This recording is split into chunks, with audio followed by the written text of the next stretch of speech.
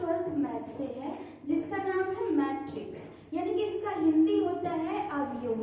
यानी कि जो ये बहुत ही इम्पोर्टेंट और इंटरेस्टिंग चैप्टर है क्लास 12th वालों के लिए। यानी कि जो क्लास 12th के स्टूडेंट है इसको मैट्रिक्स को पढ़ना बहुत ही जरूरी है, क्योंकि ये जब चैप्टर पढ़ेंगे तभी आगे का चैप्टर समझ में आएगा, अदरवाइज नहीं आएगा। तो इसको हमको पढ़ना बहुत ही जरूरी है। ये जो आगे का, इससे आगे का जो चैप्टर है वो चैप्टर इसी पर बेस है, तो इसको हम लोग इसको पढ़ना बहुत ही जरूरी है। तो चलिए हम लोग सबसे पहले जानेंगे कि मैट्रिक्स जो अवयव है वो होता क्या है। यानी कि हम लोग इसका जब डेफिनेशन देखते हैं तो देखते हैं कि matrix is an order of a rectangular arrangement of number and function. यानी कि हिंदी में बोले तो हम लोगों को कहना है, हम लोग कह सकते हैं कि अवयव अदिश राशियों से निर्मित आयताकार रचना है। अदिश राशियों से निर्मित आयताकार रचना है। अदिश का मतलब हम लोग जानते हैं कि अदिश का मतलब क्या होता है, जिसमें सिर्फ मैग्नीट्यूड हो, यानी कि सिर्फ क्वांटिटी यानी कि मात्रा होता है, उसको बोलते हैं कि ये हमारे पास अदिश है, यानी कि स्केलर बोल सकते हैं। तो यहाँ पे हमारे पास क्या है, matrix is an order of a rectangular arrangement of number and function. Number में भी कॉम्प्लेक्स और रियल, यानी कि जो नंबर होगा, संख्याएं होंगी वो वास्तविक भी हो सकती है और जटिल संख्याएं भी हो सकती है। तो चलिए हम लोग देखते हैं कि ये आखिर होता क्या है। ये तो डेफिनेशन मिल गया। अब हम लोग जानते हैं कि इसका एग्जांपल लेते हैं कि ये आखिर दिखता कैसा है, इसको हम लोग रिप्रेजेंट कैसे करते हैं। तो चलिए हम लोग देखते हैं कि ये मान लीजिए कि मेरे पास 2 पेन और 2 पेंसिल है, 2 पेन और 2 पेंसिल है। तो उसको अगर हमको लिखकर रिप्रेजेंट करना होगा तो कैसे करेंगे, तो वहां पे हमारे लिए मैट्रिक्स का यूजेस आता है जो रेक्टेंगुलर शेप का होता है। जैसे कि मेरे पास 2 पेन और 2 पेंसिल है, तो जैसे कि हमने यहाँ पे एक रेक्टेंगल शेप बनाया, यानी कि यहाँ पे हम लोग जैसे कि 2 पेन और 2 पेंसिल, पेन यहाँ पे और यहाँ पे पेंसिल, यहाँ पे पेंसिल, यानी कि पेन और पेंसिल हमको सीधा सीधा दिखाई दे रहा है कि पेन और पेंसिल। यहाँ पे पेन 2 है और पेंसिल 2 है। किसी से भी पूछेंगे तो डायरेक्ट बोलेगा कि पेन की संख्या 2 है और पेंसिल की संख्या 2 है।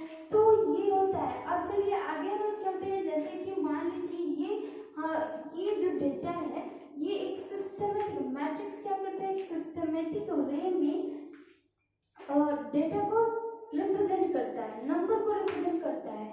तो जैसे कि यहाँ पे मान लीजिए कि हमारे पास 2 पेन और 2 पेंसिल है, तो अगर यहाँ पे अगर मान लीजिए कि कोई और, जैसे मान लीजिए कि रोहन है और उसके पास 4 पेंसिल और 4 पेन है, तो उसको हम लोग कैसे लिखेंगे, तो यहाँ पे मैं अपना नाम लिखती हूँ और यहाँ पे रोहन का।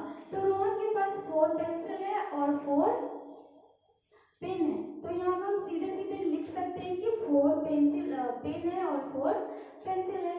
तो ये हमारे पास सीधे सीधे दिख रहा है कि जो पेनों की संख्या है, रोहन का जो पेन है वो 4 है, पेंसिल है वो 4 है और जो मेरा है वो 2 यहाँ पे सीधे सीधे रिप्रेजेंट यानी कि शो कर रहा है। तो इसको बोलते हैं। अगर इससे आगे हम लोग अगर लेना चाहते हैं एग्जाम्पल, तो जैसे मान लीजिए कि रोहन और उसके फ्रेंड मार्केट गए और वहां से उन्होंने 2 kg, जो रोहन है 2 kg Apple and 4 kg oranges खरीदा और उसका फ्रेंड जो है 4 kg Apple and 2 kg oranges खरीदा।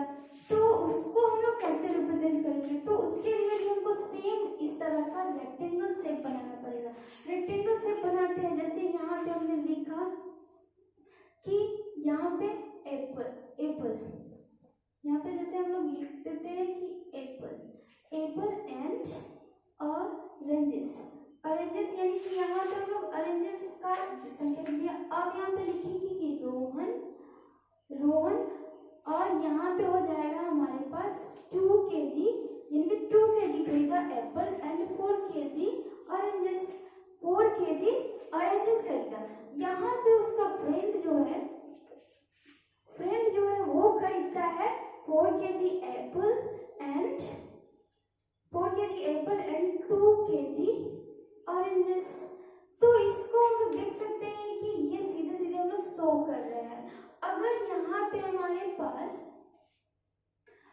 इसका हम लोग इस तरीके से डेटा को रिप्रेजेंट करते हैं मैट्रिक्स में। हम लोग को दिख रहा है कि हम लोग इस तरीके से डेटा को रिप्रेजेंट करते हैं। अब आते हैं कि इसमें बोल रहा है, मैट्रिक्स बोल रहा है, हर एक एक वर्ड का इसमें मीनिंग छुपा हुआ है। जैसे matrix is an order of बोल रहा है, तो जो यहाँ पे हमको सीधी सीधी लाइन दिख रहा है, जो सिस्टमेटिक वे में हमारे पास शो करता है मैट्रिक्स, ये सीधी लाइन दिख रहा है, उसको हम लोग बोलते हैं हॉरिजॉन्टल लाइन। ऐसे हॉरिजॉन्टल लाइन, तो ये जो समतल लाइन दिख रहा है उसको हम लोग इस मैट्रिक्स में बोलते हैं रो। रो यानी होता है पंक्ति, रो यानी होता है पंक्ति। और जो ये वर्टिकल लाइन दिख रहा है यानी जो खड़ी लाइन दिख रही है उसको हम लोग बोलते हैं कॉलम।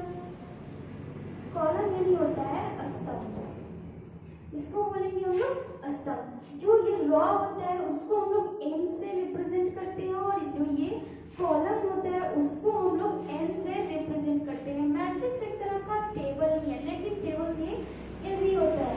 अब हम लोग आते हैं कि मैट्रिक्स का यूजेस कहाँ है। तो मैट्रिक्स का यूजेस हमारे लिए हम लोग रियल वर्ल्ड डाटा को रिप्रेजेंट करने के लिए करते हैं। जैसे कि वर्ल्ड पॉपुलेशन हो गया, तो उसको हम लोग वैसे डेटा हमारे पास आया तो हम लोग उस तरीके से डेटा को रिप्रेजेंट कर सकते हैं। तो उस तरीके से रिप्रेजेंट करते हैं तो आसानी होती है हमको काउंट करने में, इसलिए हम लोग मैट्रिक्स का यूज करते हैं। अब मैट्रिक्स को जैसे जैसे आगे की तरफ पढ़ते जाएंगे हम लोगों को समझ में आते जाएगा कि ये मैट्रिक्स होता क्या है, इसका यूजेस क्या है। और जब हम लोग वर्ड प्रॉब्लम करेंगे मैट्रिक्स का, तो हम लोग को बहुत ज़्यादा समझ में आ जाएगा कि ये होता क्या है और इसका यूजेस क्या है। तो चलिए सबसे पहले हम लोग चलते हैं इसका जनरल फॉर्म क्या होता है। जनरल फॉर्म समझते हैं कि जनरल फॉर्म क्या होता है। जनरल फॉर्म यानी कि व्यापक रूप। यहाँ पे हम इस तरीके से शो किए, यानी कि जो ये शो किया जाता है मैट्रिसेस में, मैट्रिक्स में। और मैट्रिक्स इसका सिंगुलर और मैट्रिसेस का प्लूरल होता है, तो हम लोग इसको मैट्रिक्स और मैट्रिसेस भी बोल सकते हैं। और यहाँ पे देखिए कि हम लोग जनरल फॉर्म क्या होता है इसका। तो जनरल फॉर्म हम लोग देखते हैं, और जनरल फॉर्म को देखने से पहले यहाँ पे हम लोग एक और चीज देख लेते हैं कि ऑर्डर क्या होता है। ऑर्डर जैसे हमने लिखा था यहाँ पे कि दो पेन, मेरे पास है दो पेन है, दो पेंसिल है, और हमारे पास रोहन के पास जो है वो 4 पेन और 4 पेंसिल है। तो इसमें ऑर्डर क्या होता है, बोल रहा है कि matrix is an order of rectangular. Rectangular का मतलब तो समझ में आ गया कि एक बॉक्स होता है रेक्टेंगल शेप का, उसमें हम लोग डेटा को रिप्रेजेंट करते हैं। और ऑर्डर क्या होता है, तो ऑर्डर यानी कि हमारे पास जो ये वर्टिकल और हॉरिजॉन्टल, वर्टिकल जिसको रॉ और कॉलम बोलते हैं, रॉ और कॉलम को मिलाकर हमारे पास m इंटू n, ये इसको मिलाकर एक ऑर्डर बनता है। जैसे कि 2 इंटू 2, यहाँ पे 2 यानी मतलब कि एक, इसको हम लोग कॉलम बोलते हैं एक, और यहाँ पे 2, इसको हम लोग क्या बोलते हैं, कॉलम बोलते हैं, और इसको हम लोग क्या बोलते हैं, रॉ बोलते हैं, रॉ। तो ये रॉ यानी कि रॉ हमारे पास कितना दिख रहा है 1 2, यहाँ पे कॉलम कितना दिख रहा है 1 2, ये हमारे पास कॉलम है, यानी कि 1 2, यानी कि हम लोग बोल सकते हैं कि ऑर्डर जो है 2 इंटू 2 का है। ऑर्डर कुछ भी हो सकता है, 1 इंटू 1 का भी हो सकता है, 1 इंटू 2 का भी हो सकता है, 1 इंटू 3 का भी हो सकता है, 2 इंटू 2 का भी हो सकता है, 2 इंटू 1 का भी हो सकता है, 2 इंटू 3 का भी हो सकता है, 2 इंटू 4 का भी हो सकता है, 3 इंटू 3 का भी हो सकता है, यानी कि 3 इंटू 1 3 इंटू 3 भी हो सकता है, तो 4 इंटू 4 भी हो सकता है। लेकिन हम लोगों को 12th क्लास में 3 इंटू 3 तक ही ऑर्डर पढ़ना है, तो हम लोग इतना में ऑब्जर्व करेंगे कि क्या ये होता है मैट्रिसेस, क्या ऑर्डर होता है। तो चलिए हम लोग देखते हैं कि ये होता है ऑर्डर, यानी कि m इंटू n। अब हम लोग के पास एक एलिमेंट भी आता है कि जैसे कि 2 इंटू 2 है, तो इसमें कितने एलिमेंट्स हो सकते हैं, हम लोग आगे एक्सरसाइज में दिया हुआ है करेंगे। 2 इंटू 2 है तो इसमें एलिमेंट कितने हो सकते हैं, जब हम लोग इसको मल्टीप्लाई कर देते हैं तो मेरे पास 4 आ जाता है, तो 1 2 3 4 एलिमेंट मिल जाता है। तो ये होता है मैट्रिसेस का अरेंजमेंट, ऑर्डर, यानी कि एक सिस्टमेटिक वे में मैट्रिसेस को अरेंज किया जाता है। सिस्टमेटिक वे में मैट्रिसेस को अरेंज किया जाता है, जिसको हम लोग बोलते हैं मैट्रिसेस। अब आते हैं हम लोग कि जनरल फॉर्म क्या होता है मैट्रिसेस मैट्रिसेस का जो जनरल फॉर्म है वो क्या होता है। तो चलिए देखते हैं कि मैट्रिसेस का जनरल फॉर्म क्या होता है। जैसे यहाँ पे हमने एक रेक्टेंगल शेप लिया और यहाँ पे मैट्रिसेस को जो हम लोग रिप्रेजेंट करते हैं वो होता है ए, यानी कि हम ए लिए हैं, आप कुछ भी ले सकते हैं। तो ए से हम लोग मैनली हम लोग ए से रिप्रेजेंट करते हैं। यहाँ पे हमारे पास A11, A12, A13, A21, A22, A23, A31, A32, A33 और भी बहुत सारे हो सकते हैं। यानी कि ये हमारे पास हो सकता है। ये जनरल फॉर्म है मैट्रिक्स का। जनरल फॉर्म अब हम बोलेंगे कि ये 1 जो है वो क्या है।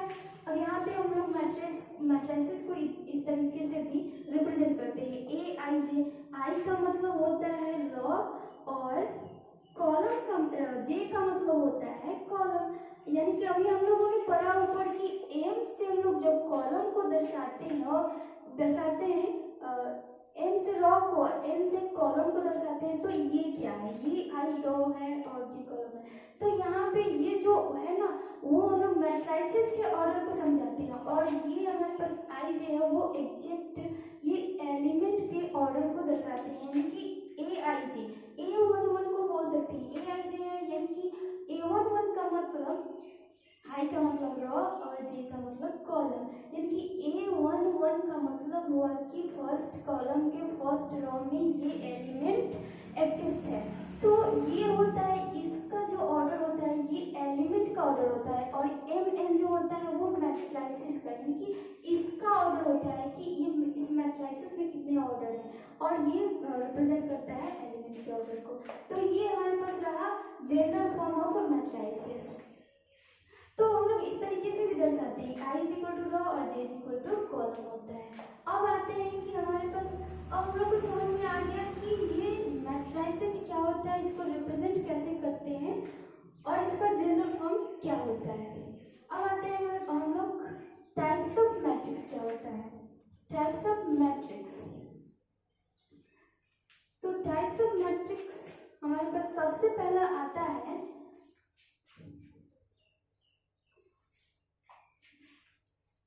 टाइप्स ऑफ मैट्रिक्स में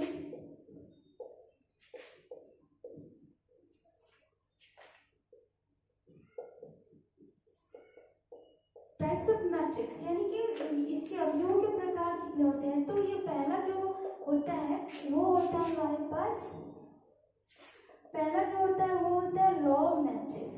रो मैट्रिक्स, रो मैट्रिक्स यानी कि इसको बोलते हैं पंक्ति अवयव। पंक्ति अवयव क्या है, यानी कि मैट्रिसेस मतलब हम लोग बोल सकते हैं कि the type of matrix which has only one row, यानी कि उस ऐसा अवयव जिसके पास एक पंक्ति हो उसको हम लोग बोलते हैं। एक पंक्ति हो, कॉलम बहुत सारे हो सकते हैं लेकिन पंक्ति क्या होना चाहिए, एक होना चाहिए। जैसे कि हम यहाँ पे देख सकते हैं कि 1 2 3 1 2 3, यानी कि हमारे पास ये जो रो दिख रहा है इस तरीके के, जो इस तरीके से रहते हैं उसको हम लोग रो बोलते हैं। और यहाँ पे देख रहे हैं कि एक ही रो है लेकिन कॉलम हमारे पास 1 2 3, तो कॉलम बहुत सारे हो सकते हैं लेकिन रो 1 होना चाहिए, तब हम लोग बोलेंगे कि ये रो मैट्रिक्स है। ठीक, अब हम लोग आते हैं कि कॉलम मैट्रिक्स क्या होता है। यहाँ पे हम लोग लिख देते हैं 1 2 3, यहाँ पे ले देते हैं और 2। कॉलम मैट्रिक्स क्या होता है, कॉलम मैट्रिक्स क्या होता है। तो इससे तो रॉ से समझ गए होंगे कि क्या होता है कॉलम मैट्रिक्स। यानी कॉलम मैट्रिक्स वो होता है जिसमें कॉलम की संख्या यानी स्तंभों की संख्या 1 हो और रॉ की संख्या बहुत सारे हो सकते हैं। यानी कि the type of matrix which has only one column और रॉ में भी मेनी, यानी कि रॉ बहुत सारे हो सकते हैं। जैसे यहाँ पे आप देख सकते हैं कि 1 2 3, ये 1 2 3, यानी कि कॉलम हमारे पास एक ही दिख रहा है लेकिन जो ये रॉ है वो 3 दिख रहा है। यानी कि रॉ बहुत सारे हो सकते हैं, कॉलम वो एक ही होना चाहिए। तीसरा नंबर आते हैं कि स्क्वायर मैट्रिक्स क्या होता है। स्क्वायर मैट्रिक्स को हम लोग हिंदी में, इसको हम लोग स्तंभ अवयव बोलते हैं। स्क्वायर लोग वर्ग अवयव बोलेंगे। वर्ग अवयव, वर्ग अवयव क्या होता है? तो वर्ग अवयव यानी कि जिसका ऑर्डर सेम होगा, m इंटू जो होगा m is equal to n, यानी कि ऑर्डर स्क्वायर मैट्रिक्स में ऑर्डर मस्ट भी सेम होना चाहिए। तब हम लोग बोलेंगे क्या कि ये स्क्वायर मैट्रिक्स है। स्क्वायर मैट्रिक्स को इस तरीके से हम लोग लिख सकते हैं 2 4 3 2, यानी कि ऑर्डर हमारे पास सेम हुआ तब हम लोग बोलेंगे कि ये स्क्वायर है। यानी कि जैसे यहाँ पे रख देते हैं 3 4 3 2, यानी कि हमारे पास ये दोनों में हम देख रहे हैं कि यहाँ पे हम लोग ए से रिप्रेजेंट करते हैं तो ए लिखते हैं हमेशा। तो यहाँ पे हमारे पास 2 इंटू 2 यानी कि 2 इंटू 2 और ये भी 2 इंटू 2 है, यानी कि स्क्वायर मैट्रिक्स हमारे पास क्या है? स्क्वायर मैट्रिक्स जो है इसमें ऑर्डर हमारे पास सेम है। ऑर्डर हमारे पास सेम होना चाहिए तब हम लोग बोलेंगे कि ये वर्ग अवयव है। अब हम लोग आते हैं, ये 3 हो गया, 1 2 3 हो गया। अब इसके बाद जो आता है वो होता है डायगोनल मैट्रिक्स। डायगोनल मैट्रिक्स क्या होता है उसको हम लोग देखते हैं। डायगोनल मैट्रिक्स में जो होता है वो स्क्वायर मैट्रिक्स पर ही बेस्ड है, यानी कि डायगोनल मैट्रिक्स को हम लोग स्क्वायर मैट्रिक्स की सहायता से फाइंड करते हैं। जैसे कि diagonal matrix, the type of matrix which has diagonal elements are not zero, यानी कि जो डायगोनल एलिमेंट होना चाहिए, यहाँ पे हम लोग एक डायगोनल यानी कि सबसे पहले लिखते हैं डायगोनल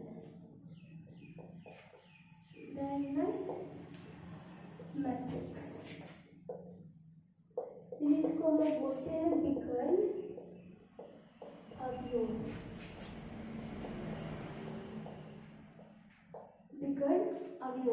डायगोनल मैट्रिक्स जिसका डायगोनल एलिमेंट 0 नहीं होना, ऐसा मैट्रिक्स जिसका डायगोनल एलिमेंट 0 नहीं होना चाहिए तब हम लोग बोलेंगे कि ये डायगोनल एलिमेंट्स है। और नॉन डायगोनल एलिमेंट्स हमारे पास 0 होना चाहिए तब हम लोग बोलेंगे कि क्या है, मतलब ये डायगोनल का ये प्रॉपर्टीज होता है कि जो डायगोनल है, यहाँ पे मान लीजिए हमारे पास 1 0 0 0 2 0 0 0 3, यानी कि जो ये डायगोनल बन रहा है, यानी कि ये हमारे पास डायगोनल बन रहा है।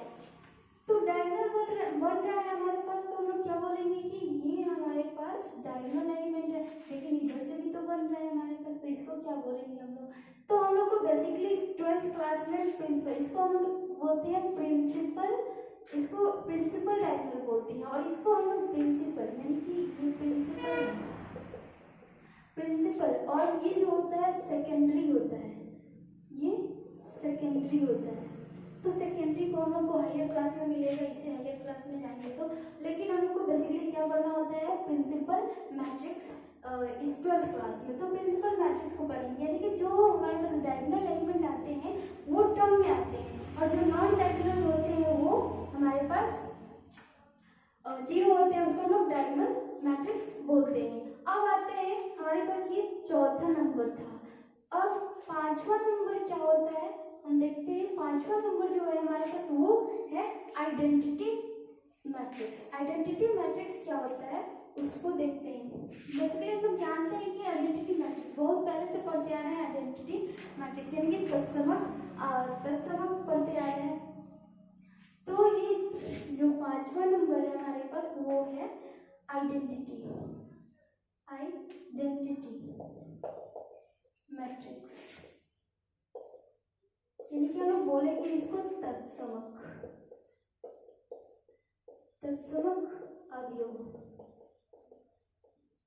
तत्समक अवयव क्या होता है? यानी कि हम लोग जानते हैं कि किसी भी संख्या को अगर किसी दूसरे संख्या से मल्टीप्लाई करते हैं तो वो हमारे पास वही संख्या मिल जाता है, जिसको आइडेंटिटी बोलते हैं। जैसे कि यहाँ पे देख लीजिए, इस मैट्रिक्स के अकॉर्डिंग बोला जाए तो हम लोग बोलेंगे कि जिसका डायगोनल एलिमेंट 1 होना चाहिए और नॉन डायगोनल एलिमेंट हमारे पास 0 होना चाहिए, तब हम लोग बोलेंगे कि ये हमारे पास क्या है?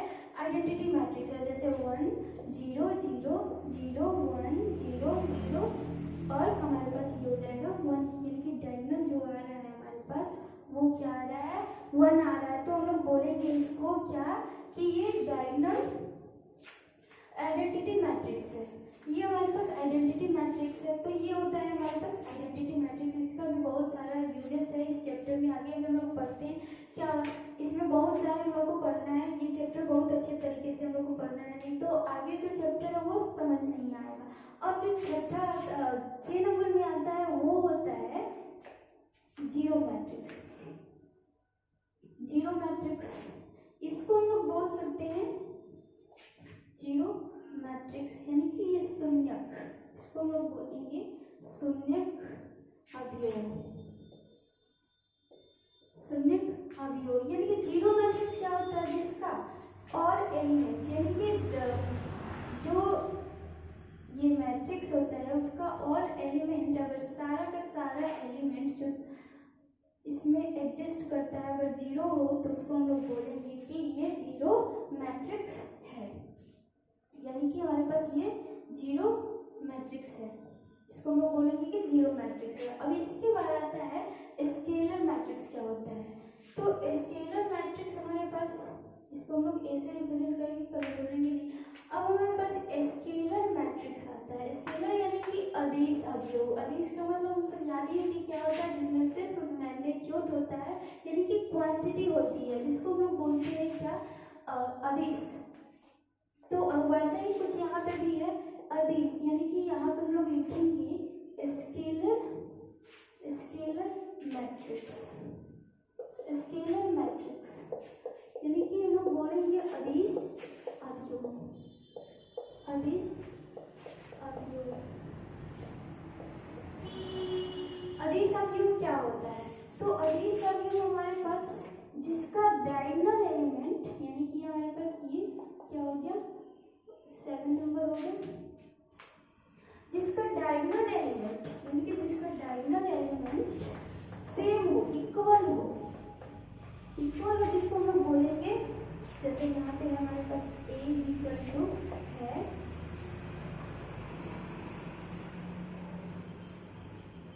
यहाँ पे 0 5 5 2 0 0 0 2 0 0 0 2, यानी कि जो डायगोनल एलिमेंट होते हैं वो हमारे पास अगर इक्वल आ रहे हैं, इक्वल, तो हम लोग बोलेंगे कि ये स्केलर मैट्रिक्स है। ये हम लोग बोलेंगे कि स्केलर मैट्रिक्स है। इसके बाद जो आता है वो होता है इक्वालिटी ऑफ मैट्रिक्स। वो होता है हमारे पास इक्वालिटी ऑफ मैट्रिक्स। 8 नंबर जो आएगा वो होगा equality of matrix. Equality of matrix यानी कि इसको बोल सकते हैं हम लोग सममित अवयव। सममित अवयव बोल सकते हैं हम लोग इसको। तो ये क्या होता है सममित अवयव। इक्वालिटी ऑफ मैट्रिक्स यानी कि सममित अवयव जिसका ऑर्डर सेम होना चाहिए, यानी कि जिसका कोटि होगा वो हमारे पास मस्ट भी क्या होना चाहिए, सेम होना चाहिए। ऑर्डर और इसका करस्पॉन्डिंग एलिमेंट, ऑर्डर और यहाँ पे लिख सकते हैं हम लोग ऑर्डर और करस्पॉन्डिंग एलिमेंट। करस्पॉन्डिंग एलिमेंट जो होना चाहिए मस्ट भी हमारे पास क्या होना चाहिए, सेम होना चाहिए। यानी कि ये ऑर्डर मतलब हम लोग समझ सकते हैं कि क्या होता है ऑर्डर। यहाँ पे जैसे कि ऑर्डर हमारे पास मान लीजिए कि 2 3 4 5 है और यहाँ पे 2 3 4 5 है। इस तरीके से अगर हमको मिलता है मैट्रिक्स तो हम लोग बोलेंगे क्या कि ये इक्वालिटी ऑफ मैट्रिक्स है, यानी कि सममित अवयव है, क्योंकि हमारे पास 2 into 2 है और यहाँ पे भी 2 into 2 है। तो ये है इक्वालिटी ऑफ मैट्रिक्स। तो ये हमारे पास था टाइप्स ऑफ मैट्रिक्स, यानी कि इसके बाद हम लोग करेंगे एक्सरसाइज। तो ये था हमारे पास टाइप्स ऑफ मैट्रिक्स और एक्सरसाइज अब इसके नेक्स्ट वीडियो में करेंगे। इस पे एक्सरसाइज बेस है। उसके बाद हम लोग करेंगे ऑपरेशन ऑन अ मैट्रिक्स। उसके बाद हमारे पास बहुत सारे इसमें टॉपिक है, इसको हम लोग बहुत जल्दी जल्दी करेंगे, टाइम ना वेस्ट करते हुए। तो यहाँ पे ये क्लास को हम लोग एंड करते हैं। अगर आपको वीडियो अच्छा लगा हो तो शेयर जरूर करें और लाइक करना भी ना भूलें।